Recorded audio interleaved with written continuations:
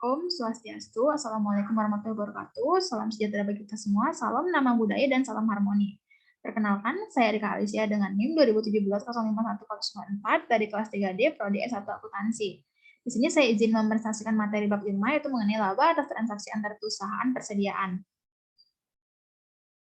Next. Nah, yang pertama materinya adalah laba atas transaksi antar perusahaan persediaan. Nah, yang pertama, transaksi antar perusahaan akan menghasilkan saldo resiprokal pada perusahaan afiliasi. Yang kedua, transaksi penjualan antar perusahaan akan menghasilkan saldo resiprokal penjualan dan pembelian atau HPP. Kemudian yang ketiga, ada transaksi piutang usaha dan utang usaha.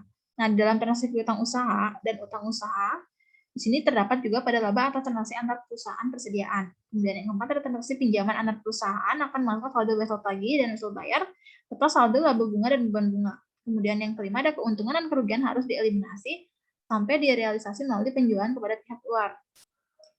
Kemudian yang terakhir ada transaksi antar perusahaan yang melibatkan keuntungan dan kerugian yang dikelompokkan sebagai item-item persediaan, aktiva tetap, dan obligasi. Next. Kemudian ada transaksi persediaan antar perusahaan. Yang pertama, perusahaan akan mengakui pendapatan pada saat diperoleh.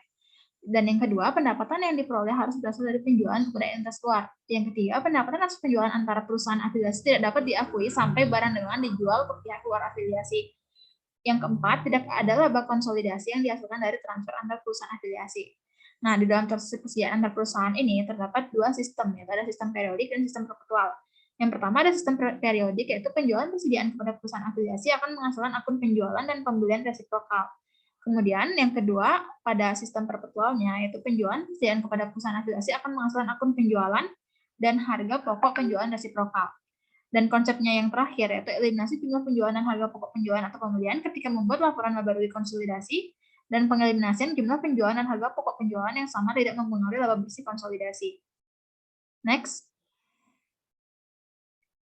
Yang selanjutnya ada eliminasi pembelian dan penjualan antar perusahaan. Nah, di dalam eliminasi pembelian dan penjualan antar perusahaan ini, konsepnya yang pertama, yaitu penjualan dan pembelian antar perusahaan akan dieliminasi dalam proses konsolidasi untuk melaporkan penjualan dan pembelian atau harga pokok penjualan konsolidasi pada jumlah pembelian dari dan penjualan entitas pada entitas luar. Kemudian yang kedua, ada jurnal kertas kerja untuk mengeliminasi penjualan dan pembelian antar perusahaan adalah hanya mendebet penjualan dan mengkredit pembelian, yaitu pada sistem persediaan periodik. Dan pada sistem persediaan perpetualnya, yaitu ada jurnal kertas kerja untuk mengeliminasi penjualan pembelian antar perusahaan adalah hanya mendebet penjualan dan mengkredit harga pokok penjualan. Next. Selanjutnya ada ilustrasi kasusnya. Nah, di sini saya pakai contoh kasus yang di buku, yaitu PIN Corporation membentuk sebuah perusahaan anak, yaitu SEP Corporation pada tahun 2006 untuk menjual lini barang dagang khusus milik PIN secara eceran. Semua pembelian SEP berasal dari PIN dengan harga 20% di atas harga perolehan PIN. Selama tahun 2006, PIN menjual barang dagang senilai 20.000 kepada SEP dengan harga 24.000. Dan SEP menjual semua barang dagang itu pada para pelanggannya dengan harga 30.000. Baik PIN maupun SEP mencatat ayat jurnalnya sebagai berikut. Next. Nah, yang pertama ada pembukuan PIN. Nah, di dalam pembukuan PIN itu terdapat persediaan sebesar 20.000 di debit dan utang usaha sebesar 20.000 di kredit dengan keterangan untuk mencatat pembelian kredit dari entitas lain. Kemudian ada piutang usaha SEP di debit sebesar 24.000 dan penjualan di kredit sebesar 24.000 dengan keterangan untuk mencatat penjualan antar perusahaan kepada SEP. Kemudian ada HPP dari PIN, yaitu di debit sebesar 20.000 dan persediaan di kredit sebesar 20.000 dengan keterangan untuk mencatat harga pokok penjualan kepada SEP. Selanjutnya ada pembukaan SEP. Jadi persediaan di debit sebesar 24.000 dan utang usaha di kredit sebesar 24.000 dengan keterangan untuk mencatat pembelian antar perusahaan dari PIN. Kemudian ada piutang usaha SEP di debit sebesar 30.000 dan penjualan di kredit sebesar 30.000 dengan keterangan untuk mencatat penjualan kepada pelanggan di luar entitas konsolidasi. Selanjutnya ada HPP dari SEP, yaitu di debit sebesar 24.000 dan persediaan di kredit sebesar 24.000 dengan keterangan untuk mencatat harga pokok penjualan kepada pelanggan. Next. Selanjutnya ada eliminasi kertas kerja. Nah, akun-akun yang berpengaruh di sini ada penjualan, harga pokok penjualan, dan laba kotor. Jadi pada penjualan PIN yaitu sebesar 24.000, HPP PIN sebesar 20.000. Sehingga laba kotornya 4.000 yang didapat dari 24.000 dikurangi 20.000. Kemudian ada penjualan SEP yaitu 30.000 dan HPP SEP 24.000.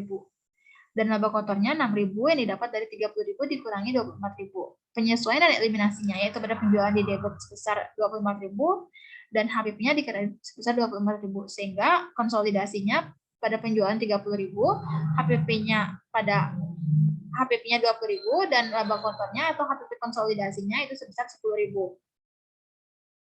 Next. Selanjutnya ada eliminasi laba yang belum direalisasi dalam persediaan akhir. Nah, konsepnya yang pertama yaitu konsolidasi, merealisasi dan mengakui penuh laba atas penjualan antar perusahaan afiliasi dalam periode ketika barang dagangan telah dijual kembali kepada entitas luar. Yang kedua, sebelum penjualan kembali itu terjadi, setiap laba atau rugi atas penjualan afiliasi dan pengaruhnya harus dieliminasi dalam proses konsolidasi. Yang ketiga, persediaan akhir afiliasi mencerminkan setiap laba atau rugi atas penjualan afiliasi yang belum direalisasi karena persediaan tersebut menggambarkan harga transfer antar perusahaan, bukan biaya bagi entitas konsolidasi. Dan yang terakhir yaitu eliminasi yang dilakukan dengan mendebet HPP dan mengkredit persediaan akhir sebesar jumlah laba yang belum direalisasi. Next. Nah, selanjutnya ada ilustrasi kasus. Nah, kasusnya ilustrasinya yaitu selama tahun 2007 PIN menjual barang dagang senilai 30.000 kepada SEP seharga 36.000 dan SEP menjual semuanya kecuali 6.000 dari barang dagang ini kepada para pelanggannya seharga 37.500. Ayat jurnal yang berhubungan dengan transfer barang dagang antar perusahaan selama tahun 2012 adalah sebagai berikut. Next. Ya, ada pembukuan PIN. Di dalam pembukuan PIN ada persediaan sebesar 30.000 di debit dan utang usaha di kredit sebesar 30.000 dengan keterangan untuk menyertai pembelian kredit dari entitas lain. Kemudian ada piutang usaha di debit sebesar 36.000, penjualan di kredit sebesar 36.000 dengan keterangan untuk menyertai penjualan antar perusahaan kepada SEP. Kemudian ada HPP dari PIN yaitu sebesar 30.000 di debit dan persediaan di kredit sebesar 30.000 dengan keterangan untuk mencatat harga pokok penjualan atau HPP kepada SEP. Kemudian selanjutnya ada pembukaan SEP. Nah, di dalam pembukaan SEP itu yang pertama ada persediaan di debit sebesar 36.000 dan utang usaha di kredit sebesar 36.000 dengan keterangan untuk mencatat pembelian antar perusahaan dari PIN. Selanjutnya ada piutang usaha SEP di debit sebesar 37.500 dan penjualan di kredit sebesar 37.500 dengan keterangan untuk mencatat penjualan kepada pelanggan di luar entitas konsolidasi. Selanjutnya ada harga pokok penjualan atau HPP di debit sebesar 30.000 dan persediaan di kredit sebesar 30.000 dengan keterangan untuk mencatat harga pokok penjualan ke entitas luar. Next. Selanjutnya ada eliminasi kertas kerja akun-akun yang berpengaruh di sini itu ada penjualan, harga pokok penjualan atau HPP, laba kotor, dan neraca persediaan. Di dalam penjualan, yang pertama ada penjualan dari PIN itu sebesar 36.000. Dan yang selanjutnya ada HPP dari PIN sebesar 30.000. Dan laba kotornya 6.000 yang didapat dari 36.000 dikurangi 30.000 sehingga laba kotornya 6.000. Kemudian ada penjualan SEP sebesar 37.500 dan HPP SEP sebesar 30.000.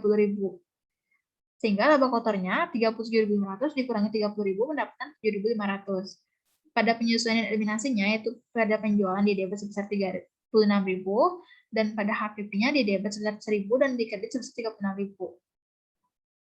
Sehingga konsolidasinya yaitu pada penjualan 37.500, HPP-nya 25.000 dan laba kotornya 12.500. Serta neraca persediaannya pada SEP yaitu 6.000 karena terdapat sisa sebesar 6.000. Kemudian HPP konsolidasinya yaitu sebesar 5.000. Selanjutnya ayat jurnalnya pada penjualan itu di debit sebesar 36.000 dan HPP penjualannya dan HPP-nya di kredit sebesar 36.000 dengan keterangan untuk mengeliminasi penjualan dan pembelian antar perusahaan. Yang ayat jurnal yang kedua itu ada HPP atau harga pokok penjualannya itu di debit sebesar 1.000 dan persediaan di kredit sebesar 1.000 dengan keterangan untuk mengeliminasi laba antar perusahaan dari harga pokok penjualan dan persediaan. Next. Selanjutnya ada pengakuan laba yang belum direalisasi dalam persediaan awal. Nah, konsepnya itu yang pertama, laba yang belum direalisasi dalam persediaan akhir akan direalisasi untuk tujuan laporan konsolidasi ketika barang dagangan terjual ke pihak luar. Kedua, biasanya realisasi terjadi segera pada periode fiskal berikutnya, sehingga perusahaan hanya menangguhkan untuk tujuan laporan konsolidasi sampai tahun berikutnya. Dan yang ketiga, jumlah persediaan awal tercermin dalam HPP atau harga pokok penjualan. Next. Nah, terdapat ilustrasi kasusnya. Di sini juga saya ambil contohnya di buku, yaitu selama tahun 2008, PIN Corporation menjual barang dagang senilai 40.000 kepada SEP seharga 48.000. Dan SEP menjualnya 75% dari barang dagang tersebut seharga 45.000. SEP juga menjual item-item persediaan awalnya dengan harga transfer sebesar 6.000 kepada para pelanggannya seharga 7.500. Ayat jurnal yang berhubungan dengan barang dagang yang ditransfer antar perusahaan adalah sebagai berikut. Next. Nah, yang pertama ada pembukuan PIN. Nah, di dalam pembukuan PIN itu terdapat persediaan sebesar 40.000 di debit dan utang usaha di kredit sebesar 40.000 dengan keterangan untuk mencatat pembelian kredit dari entitas lain.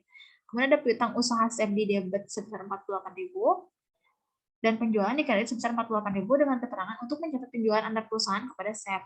Selanjutnya ada harga pokok penjualan atau HPP dari PIN yaitu di debit sebesar 40.000 dan persediaan di kredit sebesar 40.000 dengan keterangan untuk mencatat harga pokok penjualan kepada SEP. Selanjutnya ada pembukuan SEP yaitu pada persediaan di debit sebesar 48.000 dan utang usaha di kredit sebesar 48.000 dengan keterangan untuk mencatat pembelian antar perusahaan dari PIN. Selanjutnya ada piutang usaha SEP di debit sebesar 52.500 dan penjualan di kredit sebesar 52.500 dengan keterangan untuk mencatat penjualan sebesar 45.000 dan 7.500 pada pihak keluar entitas konsolidasi. Dan yang terakhir ada HPP dari SEP yaitu 42.000 di debit dan persediaan di kredit sebesar 42.000 dengan keterangan untuk mencatat harga pokok penjualan atau harga transfer 48.000 dikali 75% yang dijual dan 6.000 dari persediaan awal. Next. Selanjutnya eliminasi kertas kerja. Nah, di dalam eliminasi kertas kerja ini akun-akun yang berpengaruh ada penjualan, harga pokok penjualan atau HPP, laba kotor, neraca persediaan, dan investasi dalam SEP. Nah, yang pertama ada penjualan.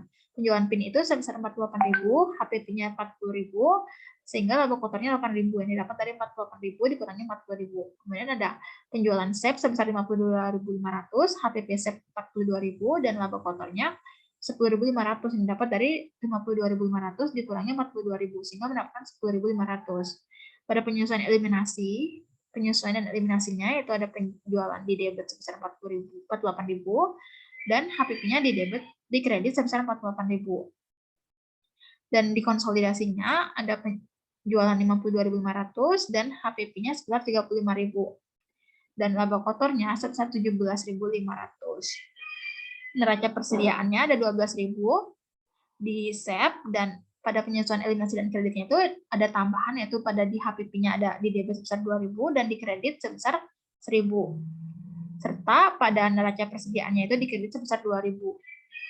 Dan investasi dalam SEP-nya di debit sebesar 1.000 dan konsolidasinya persediaan konsolidasi akhirnya itu sebesar 10.000.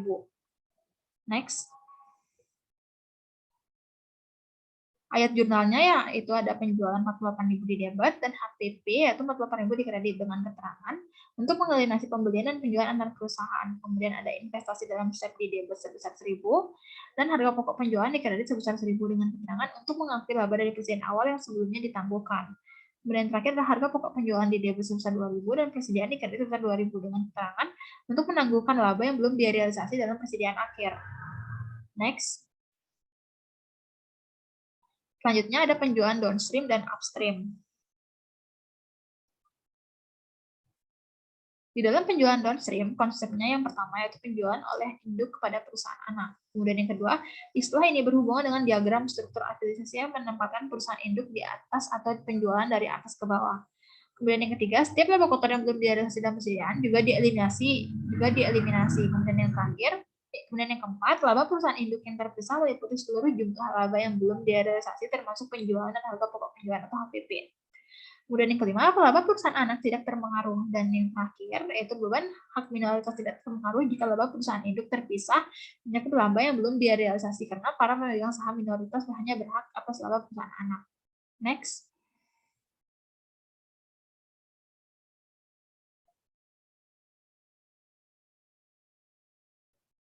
Selanjutnya ada penjualan upstream. Nah, di dalam konsep penjualan upstream itu, yang pertama penjualan dari perusahaan anak kepada perusahaan induk. Yang kedua, istilah ini berhubungan dengan diagram struktur afiliasi yang menempatkan perusahaan induk di atas atau penjualan dari bawah ke atas. Kemudian yang ketiga, laporan konsolidasi mengeliminasi penjualan dan HPP tanpa melihat apakah downstream ataupun upstream. Dan yang keempat, laba bersih perusahaan anak mencakup seluruh laba yang belum direalisasi termasuk penjualan dan harga pokok penjualan atau HPP. Yang kelima, laba perusahaan induk yang terpisah tidak terpengaruh. Dan yang terakhir, beban hak minoritas terpengaruh jika laba perusahaan anak meliputi laba yang belum direalisasi. Next. Nah, selanjutnya ada pengaruh downstream dan upstream terhadap perhitungan laba, yaitu di sini diasumsikan bahwa laba perusahaan induk dan perusahaan anak yang dimiliki 80% yang terpisah untuk tahun 2006 adalah sebagai berikut. Next. Nah, ada pengaruh downstream dan upstream terhadap perhitungan laba. Yang pertama ada penjualan sebesar 600 pada induk dan pada anak sebesar 300. Ada harga pokok penjualan sebesar 300 pada induk dan pada anak 180. Sehingga laba kotornya pada induk sebesar 300 dan pada anak sebesar 120 yang didapat dari 600 dikurang 300 sama dengan 300 dan 300 dikurang 180 sama dengan 120. Dan terdapat beban sebesar 100 pada induk dan pada anak sebesar 70. Sehingga laba perusahaan induk yang terpisah pada induk itu 200 dan laba bersih perusahaan anak sebesar 50. Nah, pada penjualan anak perusahaan selama tahun baru tersebut adalah 100.000 dan pada tanggal 31 Desember 2006 persediaan efek laba yang belum direalisasi sebesar 20.000. Next. Dapat perhitungan beban hak minoritas. Next. Nah, pada beban hak minoritas, jika penjualan bersifat downstream, yaitu kasusnya yang pertama, jika penjualan antar perusahaan bersifat downstream, laba yang belum direalisasi sebesar 20.000 direfleksikan dalam akun penjualan dan harga pokok penjualan perusahaan induk. Dan laba bersih perusahaan anak sebesar 50.000 sama dengan laba yang direalisasinya. Perhitungan beban hak minoritas yang tidak dipengaruhi oleh transaksi perusahaan dan dihitung sebagai berikut, yaitu laba bersih perusahaan anak sebesar 50.000 dikali 20% sehingga mendapatkan 10.000. Next. Ini ada beban hak minoritas jika penjualan bersifat upstream. Jadi ilustrasi kasusnya itu, jika penjualan antar perusahaan bersifat upstream, laba yang belum direalisasi sebesar 20.000 direfleksikan dalam akun penjualan dan harga pokok penjualan perusahaan anak, serta laba yang direalisasi perusahaan anak adalah 30.000. Perhitungan laba hak minoritasnya adalah laba bersih perusahaan anak yang belum direalisasi sebesar 20.000 itu dikali dengan 20%, sehingga mendapatkan 6.000. Next. Nah, perhitungan laba bersih konsolidasinya itu di sini akan menyajikan laporan laba bersih konsolidasi komparatif perusahaan induk dan perusahaan anak yang dimiliki 80% menurut dua asumsi. Next. Nah, perhitungan laba bersih konsolidasinya itu ada laba perusahaan induk yang terpisah pada downstream yaitu sebesar 200 dan pada upstream sebesar 200. Ditambah laba dari perusahaan anak. Yang pertama ada downstream, ekuitas laba yang dilaporkan perusahaan anak dikurangi laba yang belum direalisasi. Yaitu 50.000 dikali 80% dikurangi dengan 20.000, mendapatkan 20. Nah, selanjutnya pada upstream, ekuitas dalam laba perusahaan anak yang telah direalisasi itu 50.000 dikurangi 20.000 dikali 80% akan mendapatkan 24. Sehingga laba bersih perusahaan induk dan konsolidasinya pada downstream itu sekitar 220, dan pada upstream 224 yang didapat dari 200 ditambah 20 dan 200 ditambah 24. Nah, dengan keterangan bahwa perusahaan mungkin terlibat dengan adanya transaksi afiliasi persediaan simultan upstream dan downstream secara serentak. Nah, dalam kasus semacam ini, perusahaan tersebut harus mengeliminasi baik penjualan maupun pembelian downstream. Transaksi tersebut tidak saling mengoffset satu sama lain karena adanya penangguhan laba yang belum direalisasi antar perusahaan. Next. Selanjutnya ada laba yang belum direalisasi dari penjualan downstream. Nah, konsepnya yang pertama yaitu penjualan oleh perusahaan induk pada perusahaan anak akan meningkatkan penjualan dan HPP serta laba kotor perusahaan induk. Dan yang kedua adalah laba perusahaan anak tidak terpengaruh sampai barang tersebut terjual ke pihak eksternal. Kemudian yang ketiga, semua laba kotor atas penjualan downstream dan barang yang tersisa dalam perusahaan anak akan meningkatkan laba perusahaan induk sehingga seluruh jumlah tersebut harus dieliminasi. Next. Hanya ada penangguhan laba antar perusahaan dalam periode penjualan antar perusahaan. Nah, di dalam di sini itu diasumsikan bahwa Porter Corporation mempunyai 90% saham bersuara Porter Corporation. Laporan laba rugi terpisah Porter dan Solter untuk tahun 2006 sebelum mempertimbangkan laba yang belum direalisasi adalah sebagai berikut.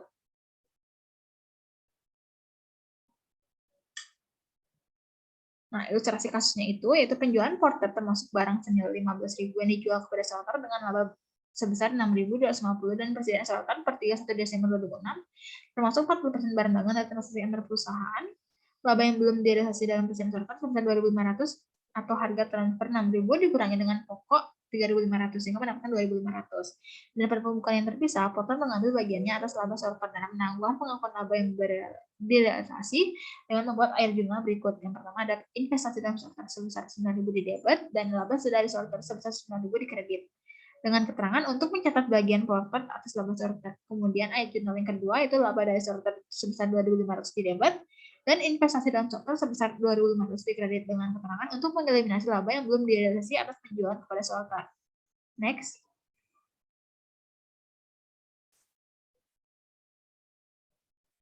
Nah, selanjutnya ada sebagian kertas kerja porter dan perusahaan anak sorter untuk tahun yang berakhir, yaitu 31 Desember 2006 dalam ribuan. Nah, di sini adalah laporan laba rugi penjualan porter yaitu 100 dan pada sorter 50.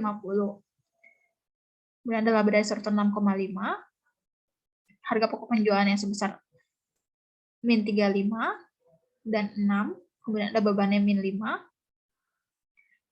dan itu akan disesuaikan penyesuaian eliminasinya. Nah, untuk lebih jelasnya itu dijelaskan di buku. Kemudian ada beban hak minoritasnya itu sebesar 10.000 dikali 10% sehingga mendapatkan min 1. Dan laba bersihnya itu sebesar pada porter 31,5 dan pada sorter 10. Neraca persediaannya sebesar 7,5. Nah, investasinya sebesar 6,5. Nah, di sini itu mengeliminasi penjualan harga pokok penjualan aset lokal, kemudian menyesuaikan harga penjualan presiden akhir ke dasar harga perolehan bagi entitas konsolidasi, dan mengeliminasi laba investasi dan menyesuaikan akun investasi dalam sorter dengan saldo per 1 Januari 2006. Next. Selanjutnya ada ilustrasi kasusnya. Itu di sini diasumsikan bahwa barang dagangan diperoleh dari porter selama tahun 2006 dijual oleh sorter selama tahun 2007. Dan tidak ada transaksi antar perusahaan antara porter dan sorter selama tahun 2007. Laporan laba rugi terpisah untuk 2007 sebelum mempertimbangkan laba yang belum diadjustasi dalam persediaan sorter sebesar 2021 sebagai berikut. Ada penjualan sebesar 120 pada porter, pada sorter 60, ada HPP pada porter 80, dan pada sorter 40. Nah, ada laba kotor pada porter sebesar 40 dan sorter 20. Bebannya pada porter 20 dan pada sorter 5.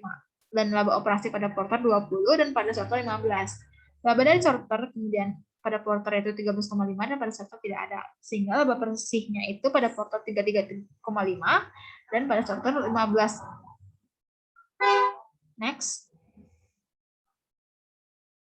Selanjutnya ada ilustrasi kasus yang kedua, itu laba operasi porter untuk tahun 2007 tidak dipengaruhi oleh laba yang belum direalisasi dalam persediaan sorter per 31 Desember 2006. Namun laba sorter tahun 2007 terpengaruh karena melebihi sajikan persediaan awal sorter sebesar 20.500 akan melebihi sajikan harga pokok penjualan dari sudut pandang konsolidasi. Laba yang belum direalisasi di tahun 2006 akan terrealisasi pada tahun 2007. Dan laba investasi dicatat dan disesuaikan sebagai berikut. Yang pertama ada investasi dalam sorter sebesar 13.500 di debit, dan laba dari sorter sebesar 13.500 di kredit. Dengan keterangan untuk mencatat laba investasi dari sorter. Dan yang kedua, selanjutnya ada ayat jurnal yang kedua, itu investasi dalam sorter di debit sebesar 2.500 dan laba dari sorter di kredit sebesar 2.500. Dengan keterangan untuk mencatat realisasi laba dari penjualan antar perusahaan tahun 2006 kepada sorter. Next. Nah, selanjutnya ada sebagian kertas kerja porter dan perusahaan anak sorter untuk tahun yang berakhir 31 Desember 2000-an. Nah, di sini akun-akun yang berpengaruh adalah laporan laba rugi penjualan, laba dari sorter, harga pokok penjualan, beban hak minoritas, laba bersih, neraca persediaan. Nah, tujuannya ini yaitu untuk menyesuaikan harga pokok penjualan ke dasar harga perolehan dan menyesuaikan saldo akun investasi dalam sorter untuk membentuk kembali resiprositas dengan akun ekuitas perusahaan awal. Kemudian yang kedua itu untuk mengeliminasi laba investasi dan menyesuaikan akun investasi dalam sorter dengan saldo per 1 Januari. Jadi penyesuaian eliminasinya itu disesuaikan dan penjualan laba dan harga HPP bebannya itu diambil dari soal sebelumnya. Next. Ini adalah laba yang belum direalisasi dari penjualan upstream. Nah, konsepnya itu di sini yang pertama, penjualan oleh perusahaan anak pada perusahaan induknya akan meningkatkan penjualan, harga pokok penjualan, dan laba kotor perusahaan anak. Tetapi tidak mempengaruhi laba operasi perusahaan induk sampai barang dagangan terjual. Kemudian yang kedua, laba bersih perusahaan induk terpengaruh karena perusahaan induk mengakui bagiannya atas laba perusahaan anak atas dasar ekuitas. Next. Selanjutnya ada ilustrasi kasus.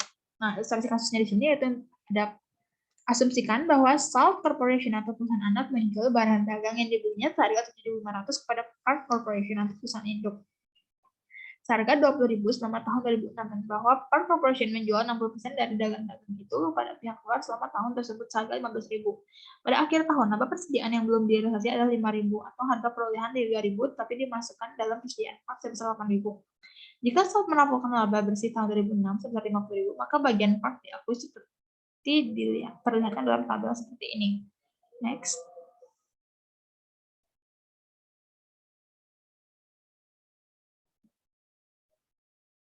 Nah, Pada bagian A, jika salah perusahaan anak yang dimiliki 100%, jadi terdapat investasi dalam tas sebesar 50.000 di debit, dan laba dari salt di kredit sebesar 50.000 dengan keterangan untuk mencatat 100% laba yang dilaporkan salt sebagai laba dari perusahaan anak.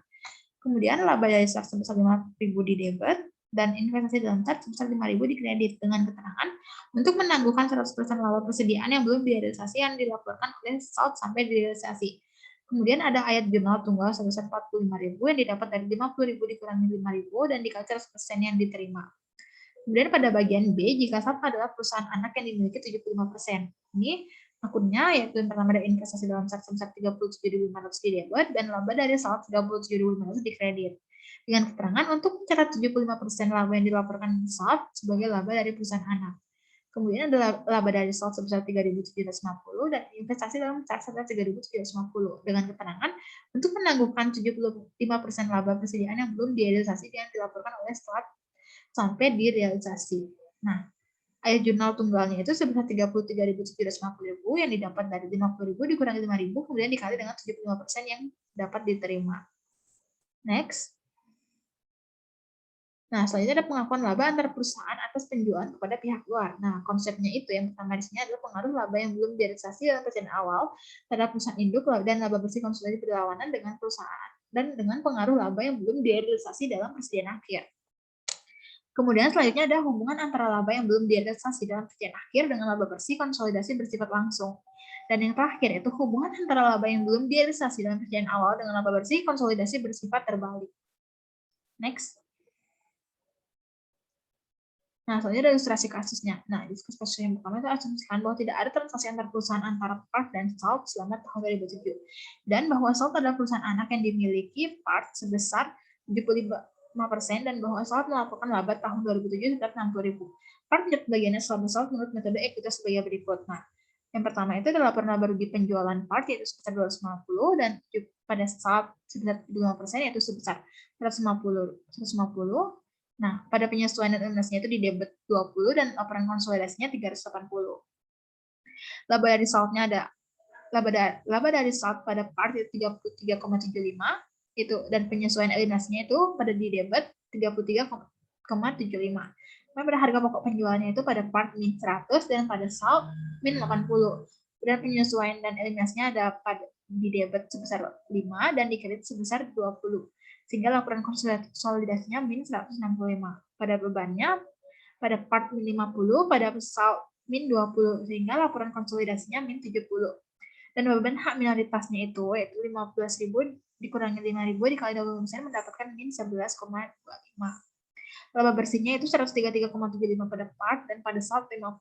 Dan laporan konsolidasinya 133,75. Neraca persediaannya sebesar 10, kemudian pada penyesuaian eliminasinya itu di kredit sebesar 5, dan laporan laba konsolidasi sebesar 5. Dan investasi dalam chartnya itu di kredit sebesar 33,75. Nah, tujuannya di sini itu yang pertama untuk mengeliminasi jumlah penjualan dan harga pokok penjualan resiprokal. Kemudian yang kedua menyesuaikan harga pokok penjualan dan persediaan ke dasar harga perolehan.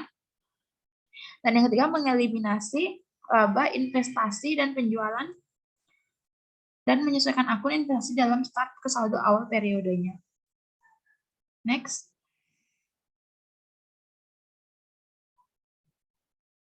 Nah, ayat jurnalnya itu yang pertama ada investasi dalam chart di debit sebesar 45.000 dan laba dari salt di kredit sebesar 45.000 dengan keterangan untuk mencatat 75% laba yang dilaporkan salt sebagai laba dari perusahaan anak. Kemudian investasi dalam chart itu di debit sebesar 3.750 dan laba dari salt di kredit sebesar 3.750 dengan keterangan untuk mencatat realisasi 75% dari laba persediaan salt sebesar 5.000 yang belum direalisasikan dari tahun 2006 selama tahun 2007. Next. Nah, contoh konsolidasi laba antar perusahaan dari penjualan downstream itu yang pertama ada C Corporation adalah perusahaan anak C Corporation yang dimiliki 90% yang diakuisisi secara tunai seharga 94.500 pada tanggal 1 Juli 2006. Ketika aktiva bersih C terdiri dari modal saham sebesar 100.000 dan laba ditahan sebesar 5.000. Biaya bunga PIK atas kepemilikan 10% C sama dengan nilai buku dan nilai wajar kepemilikan yang diperoleh, yaitu 105.000 dikali 90%. Dan karenanya tidak diperlakukan alokasi ke aktiva yang dapat tidak identifikasi dan tidak dapat diidentifikasi. Next. Nah, kertas kerjanya itu akan kayak begini, hampir sama dengan yang tadi, hanya kita sesuaikan aja gitu. Next. Selanjutnya ada PIK menjual persediaan kepada C secara teratur dan data transaksi antar perusahaan untuk tahun 2010 adalah sebagai berikut. Yaitu yang pertama, pada penjualan C di tahun 2010 atau harga perolehan 15.000, harga jualnya itu sebesar 20.000. Dan pada laba yang belum direalisasi dalam persediaan C per 31 Desember 2009 itu 2.000, dan laba yang belum direalisasi dalam persediaan C per 31 Desember itu 2.500, dan utang usaha C kepada PIK kepada per 31 Desember 2010 itu sudah 10.000. Next. Metode ekuitas. Nah, pada metode ekuitas itu, pada tanggal 31 Desember 2009, akun investasi PIK dalam C memiliki saldo sebesar 128.500. Saldo ini terdiri dari 90% ekuitas PIK dalam aktiva bersih C sebesar 104.000 pada tanggal tersebut, dikurangi laba belum direalisasi sebesar 2.000 dalam persediaan C per 31 yang Desember 2009. Selama tahun 2010, PIK membuat jurnal berikut pada pembukaannya bagi investasi PIK dalam C menurut metode ekuitas. Next. Nah, ada kas sebesar 9.000 di debit dan investasi dalam C 9.000 di kredit dengan keterangan untuk mencatat dividen dari C. Yaitu 10.000 dikali 90% dan investasi dalam C 26.000 di debit, 500 di debit dan laba dari C 26.500 di kredit. Dengan keterangan untuk mencatat dari C, laba dari C tahun 2010 dengan perhitungan sebagai berikut, yaitu ekuitas dalam laba bersih C 30.000 dikali 9% sudah mendapatkan 27.000, dan pada laba bersih persediaan tahun 2009 yang diakui pada tahun 2010 itu 2.000, dan laba persediaan tahun 2010 yang ditangguhkan pada akhir tahun itu 2.500. Sehingga apabila 27.000 ditambah 2.000 dikurangi 2.500 akan mendapatkan 26.500. Next. Nah, selanjutnya investasi PIK dalam C meningkat dari 128.500 pada tanggal 1 Januari 2010 menjadi 146.000 pada tanggal 31 Desember 2010.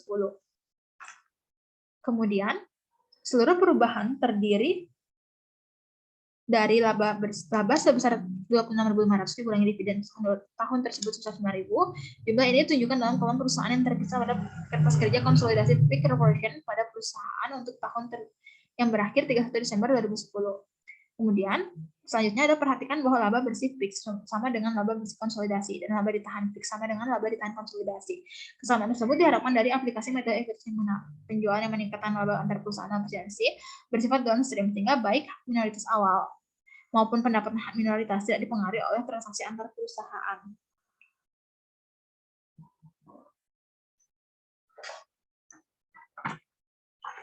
Nah, kertas kerja konsolidasinya itu akan seperti ini, yaitu ada laporan laba rugi penjualan bersihnya itu PIK 1.000 dan C 300.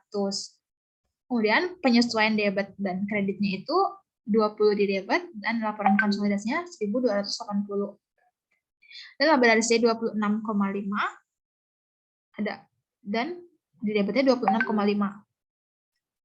Dan harga HPP-nya itu min 550 dan C 200, min 200. Sehingga pada debit dan kreditnya itu di debit 2,5 dan di kredit 20 dan 2.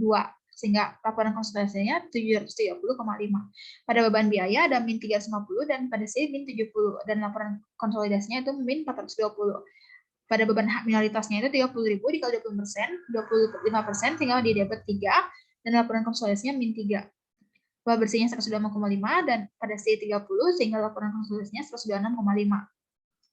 Laba ditahan PIK itu 194 dan laporan konsolidasi 194. Laba bersihnya 126,5 pada PIK dan 30 pada C sehingga laporan konsolidasinya 126,5. Dan dividennya min 50 pada PIK dan min 10 pada C sehingga di kredit sebesar 9 dan 1. Laporan konsolidasinya min 50. Dan laba ditahan 31 Desember sudah 270,5 dan 65. Pada laporan konsolidasi 270,5. Ada neraca kas sebesar 30 dan pada PIK dan pada C 5 dan laporan konsolidasi 35. Utang usaha pada PIK 70 dan pada C 20 dan di debit di kredit sebesar 10 sehingga laporan konsolidasinya 80. Karena persediaan pada PIK 90, pada C 45 dan di kredit sebesar 25 sehingga laporan konsolidasi 132,5. Kemudian ada aktiva lancar lainnya 64 pada PIK dan pada C 10. Sehingga laporan konsolidasinya 74. Pada pabrik dan peralatan 800 pada PIK, 120 pada C, dan laporan konsolidasinya sebesar 920. investasi dalam C-nya itu 146, di debitnya 2, dan di kreditnya 17,5 ditambah 130,5.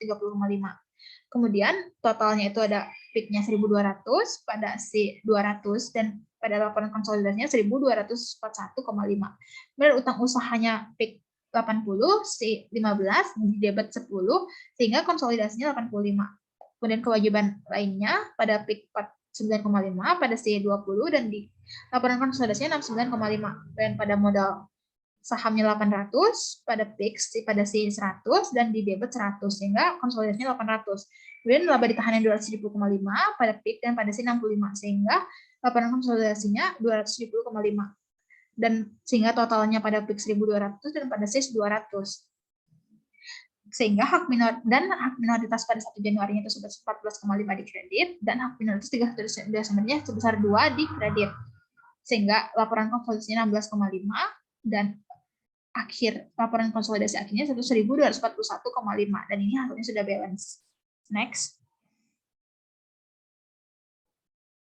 Nah, selanjutnya ada konsolidasi laba antar perusahaan dari penjualan upstream. Ilustrasi kasusnya itu Smith Corporation adalah perusahaan anak yang dimiliki 80% oleh Porsche Corporation yang diperoleh dengan harga 480.000 pada tanggal 2 Januari 2006 ketika ekuitas pemegang saham Smith terdiri dari modal saham sebesar 500.000 dan laba ditahan sebesar 100.000. Biaya investasinya sama dengan nilai buku dan nilai wajar aktiva bersih Smith yang diperoleh, sehingga tidak ada perbedaan biaya atau nilai buku yang ditimbulkan dari penggabungan usaha Smith dan Corporation. Rutin menjual perusahaan secara persediaan kepada Porsche Corporation dengan transaksi antar perusahaan untuk tahun 2007 adalah sebagai berikut. Yang pertama ada penjualan kepada Porsche selama tahun 2007 itu sudah 300.000. Ada laba yang belum direalisasi dalam persediaan Porsche per 31 Desember 2006 adalah 40.000, dan laba yang belum direalisasi dalam persediaan Porsche per 31 Desember 2007 itu 30.000, dan utang usaha dan utang usaha antar perusahaan per 31 Desember 2007 adalah 50.000. Next.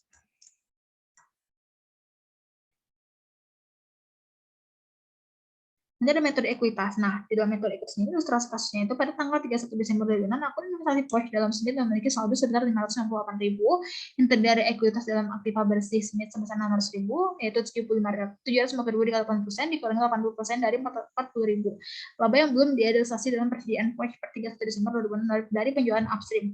Kemudian selama tahun 2007, Porsche membuat ayat jurnal berikut ini untuk memperhitungkan investasi dalam Smith menurut metode ekuitas, itu ada kas di kredit sebesar 40.000 dan investasi dalam Smith di debit sebesar 40.000 dengan keterangan untuk mencatat dividen dari Smith 50.000 dikali 80%, dan pada investasi dalam Smith 88.000 di kredit dan laba dari Smith di debit sebesar 88.000.